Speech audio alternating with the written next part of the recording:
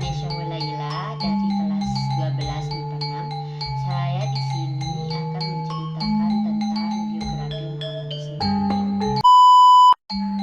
Muhammad Husni Tamrin. Dilahirkan pada tanggal 16 Februari 1894 di Jakarta. Ayahnya adalah seorang wedana di Jakarta bernama Tamrin bin Tabri. Husni Tamrin bersaudara 6 orang, 5 laki-laki dan 1 perempuan. Ayahnya sangat senang sekali waktu ia dilahirkan. Peristiwa itu dirayakan secara besar-besaran. Masa kekanak-kanakan Husni Tamrin penuh dengan suasana bahagia. Ia disenangi oleh teman-temannya dan disayangi oleh orang tuanya. Sesudah cukup umur, ia dimasukkan oleh ayahnya ke sekolah dasar Belanda. Husni Tamrin tetap menonjol dalam pelajarannya dan pergaulan. Pada tahun 1910, Husni Tamrin dimasukkan oleh orang tuanya ke sekolah lanjutan, yaitu Sekolah Koning Wilhelm III. Suasana Jakarta cepat membuat Husni Tamrin menjadi matang. Ia mulai memikirkan keadaan orang tuanya yang telah hampir pensiun. Setelah selesai sekolah, ia tidak bersedia lagi dibiayai oleh orang tuanya.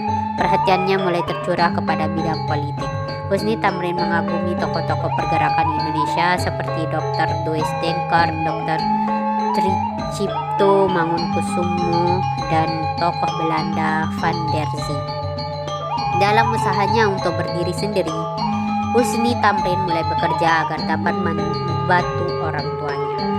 Pada tahun 1919, Husni Tamrin ditunjuk menjadi anggota Dewan Kota Jakarta. Pada tahun 1923, ia memasuki perkumpulan kaum Betawi, namanya makin dikenal dan dunianya semakin luas. Kiprahnya terus meningkat dalam Dewan Kota sehingga diangkat menjadi wakil wali kota tingkat 1. Kewajiban sebagai seorang manusia tidak dilupakan.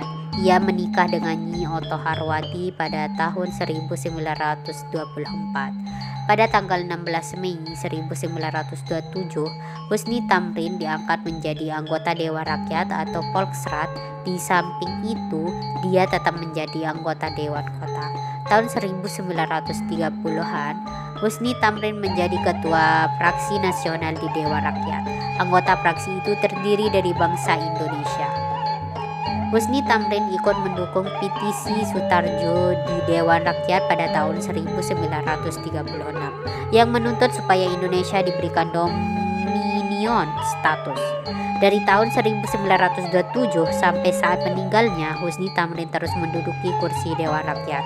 Pada bulan Juni 1937, Husni Tamrin terpilih menjadi Wakil Ketua Dewan Rakyat. Husni Tamrin ikut membentuk PKI yang didirikan di Bandung pada tanggal 17 Desember 1927. Ia duduk dalam PKI sebagai wakil kaum Betawi. Husni Tamrin juga ikut menjadi anggota Perkumpulan Akademis Indonesia atau VIA yang didirikan pada tanggal 10 Desember 1932. Husni Tamrin memasuki Partai Indonesia Raya atau Farindra yang didirikan oleh Dr. Sutomo. Setelah Dr. Sutomo wafat, Husni Tamrin diserahi memimpin Parindra. Husni Tamrin sangat aktif dalam Parindra dan sering mengadakan propaganda ke pelosok Indonesia, antara lain ke Sumatera. Husni Tamrin mempraksai berdirinya Gabungan Politik Indonesia atau GAVI yang didirikan pada tanggal 21 Mei 1939 di Jakarta. Ketika politik Husni Tamrin makin dibatasi oleh pemerintahan Hindia Belanda setelah diumumkan keadaan bahaya atau SOB pada tahun 1940. Pada tanggal 6 Januari 1941, pemerintah Hindia Belanda menggeledah rumah Husni Tamrin dan ia dikenakan tahanan rumah. Dalam keadaan sakit, ia masih terus berjuang walaupun ia dikenakan tahanan rumah.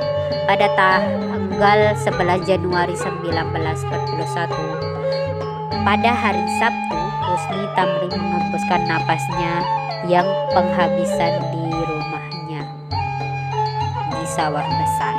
Pemakaman mendapat perhatian yang luar biasa dari seluruh masyarakat Indonesia, Belanda, dan Tionghoa. orang-orang yang mengiring jenazah ke kuburan sepanjang 3 km. Upacara penguburan dipimpin oleh Ketua Parindra Cabang Jakarta Darjono.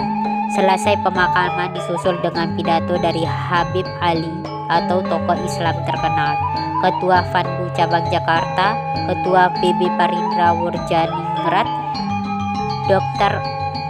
Akagani, Wakil Gapi, dan terakhir Dr. Marjuki Mandi sebagai wakil keluarga.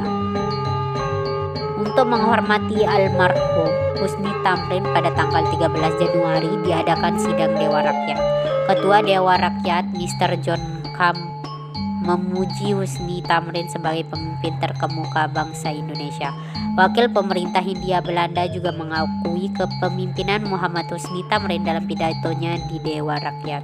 Tokoh Islam terkenal Muhammad Nasir mengatakan perjuangan Husni Tamrin sejajar dengan cita-cita perjuangan Islam.